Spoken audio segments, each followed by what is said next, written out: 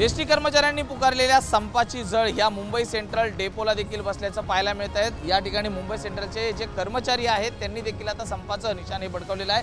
आपल्यासोबत कर्मचारी आहेत, आपण त्यांच्याशी बातचीत करणार आहोत। साहेब, नेमकं काय या ठिकाणी आपल्या संपाच्या प्रमुख मागण्या असणार आहेत? आम्हाला जायचं आहे, पण पुढची जबाबदारी घेतली पाहिजे डेपोवाल्यांनी। प्रवासी न्यायचे वाटेत काय अडचण आली काय करणार आम्ही? दगडी मारतील काय होतील, ती जबाबदारी घेणार कोण? सर, आम्हाला 7 वेतन आयोगाप्रमाणे पेमेंट पाहिजे आम्हाला, बाकीची आमची काहीच मागणी नाही सर। आमची पाठीमागं हे संपामध्ये हीच मागणी होती आणि आज पण हीच आहे साहेब। आम्हाला एवढं कष्ट आहे, रात्रंदिवस आम्हाला कष्ट करावं लागते, त्याचा मोबदला आम्हाला बिलकुल भेटत नाही साहेब। आमच्या गाडीची अवस्था बघा तुम्ही, किती बिकट अवस्था आहे। त्या अवस्थेमध्ये आम्ही गाडी चालवतो साहेब, त्याचं वायपर नाही, ब्रेक नाही, लाईट नाही साहेब। आम्हाला किमान 7 वेतन आयोगाप्रमाणे आम्हाला पेमेंट पाहिजे साहेब। नमस्ते, मी फलटण डेपोचे फलटण आगाराचा। आमची एकच मागणी आहे की शासकीय कर्मचाऱ्याप्रमाणे हे एस टी कामगारांना वेतन हे मिळालंच पाहिजे।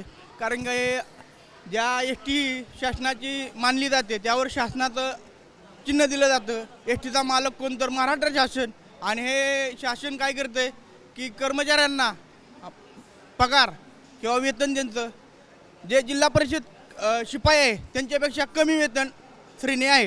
ही वेतन श्रेणी जवळजवळ 7व्या वेतन आयोगाप्रमाणे त्यांनी वेतनवाढ दिली पाहिजे। आणि 2016 पासून एस टीनं स्वतःच्या नवीन गाड्या कोणत्याही प्रकारच्या खरेदी केल्या नाही। खाजगी तत्वावर जे शिवनेरी हे खाजगी तत्वावर गाड्या आलेल्या आहेत, त्यांच्यावर असणारा चालक हा खाजगी स्वरूपाचा आहे। त्याला कोणत्याही प्रकारचं प्रशिक्षण किंवा कोणत्याही प्रकारचा आधार असा काही नाही। जसं ते एस टीचा चालक हा हाडामासाचा बनलेला आहे, या पद्धतीने त्यांच्या गाडीचे ॲक्सिडेंट आणि आपल्या एस टीच्या गाडीचे ॲक्सिडेंट यामध्ये तफावत आहे।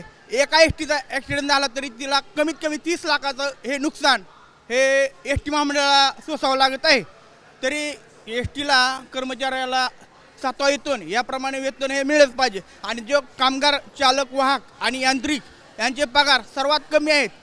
आणि तुमच्या निर्णयावरती ठाम आहात का? संपाच्या भूमिकेत ठाम आहेत का? संपाच्या भूमिकेत आम्ही ठाम आहे। तरी हा चालकाचा एक काम एखाद्या मिलिटरीमध्ये जो काम करतो आर्मी त्याच्यापेक्षा जास्त महत्त्वाचं आहे। कारण का मिलिटरीमध्ये एखाद्याचं लक्ष नसेल तर त्याला उडवलं जाईल किंवा ती जागा उडली जाईल। पण त्यामुळे प्रवाशांना देखील दगावले जाण्याची शक्यता आहे। ताई, काय सांगाल तुम्ही? मी एवढं सांगू इच्छिते, आमचं जे काम आहे एवढं खडतर आहे, त्याची कल्पना पण करू शकत नाही, पण तेवढं पगार आम्हाला शासन नाही देत।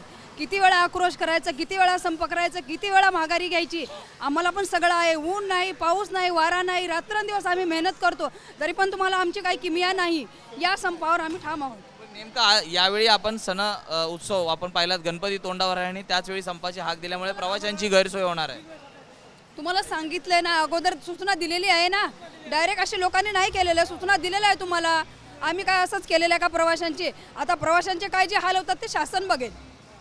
या ठिकाणी आज एस टी संदर्भात काही महत्त्वाची बैठक होते का हे पाहणं देखील तितकंच महत्त्वाचं आहे। मात्र मुंबई सेंट्रल या ठिकाणी देखील आता कर्मचाऱ्यांनी संपाची हाक दिल्यामुळे कुठेतरी एस टीची चाकं जी आहेत, लाल परीची चाकं आहे ती थांबल्याचं पाहायला मिळत आहेत।